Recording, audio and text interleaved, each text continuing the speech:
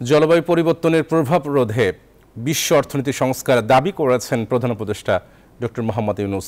জাতিসংঘ অধিবেশনে দেয়া ভাষণে পৃথিবীকে নিরাপদ রাখতে তার 3-0 থিওরি দারিদ্রতা, বেকারত্ব এবং কার্বন নিঃসরণ শূন্যের কোটায় নামিয়ে আনার ধারণা বিবেচনার আহ্বান জানান তিনি।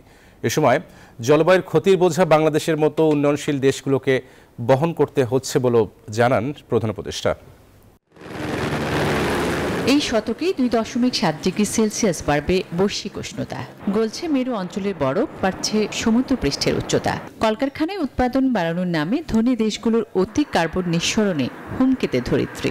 জলবায়ু পরিবর্তনের প্রভাবে অতিবৃষ্টি, খরা আর জলোচ্ছ্বাসে জলবায়ু উদ্বাস্তু হয়েছে বাংলাদেশের মতো উন্নয়নশীল দেশগুলো। জাতিসংঘের ৭৯তম অধিবেশনে কার্বন নিঃসরণের পরিমাণ তলানিতে আনার উপর জোর দেন ডক্টর মোহাম্মদ ইউনূস। পাশাপাশি দারিদ্র্য ও বেকারত্বকে শূন্যের কোটায় নিয়ে আসার বিকল্প দেখেন না তিনি। এই জন্য তার 3-0 থিওরি অর্থাৎ শূন্য দারিদ্র্য, শূন্য বেকারত্ব এবং শূন্য কার্বন নিঃসরণ তত্ত্বটি বিবেচনা করা যেতে পারে বলে জানান প্রধান উপদেষ্টা। বিশ্ব সম্প্রদায় এখন কার্বন মুক্ত পৃথিবী গড়ে তুলতে মনোযোগী হচ্ছে।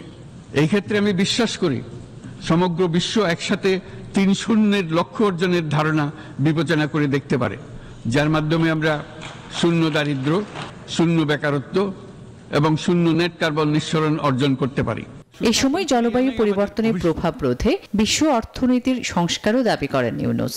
বলেন, ধনী দেশগুলোর কারণে জলবায়ুর যে ক্ষতি তার বোঝা বাংলাদেশের মতো উন্নয়নশীল দেশগুলোকে বহন করতে হচ্ছে।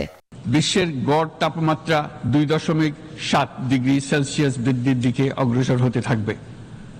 তাই বাংলাদেশের মতো জলবায়ু ঝুঁকিতে থাকা দেশগুলোতে অভিযোজনের জন্য ব্যাপক বিনিয়োগের আহ্বান জানাচ্ছি।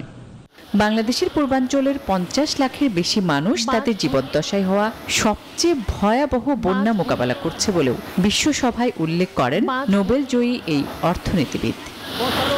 আসমা তুলি, নিউজ 24।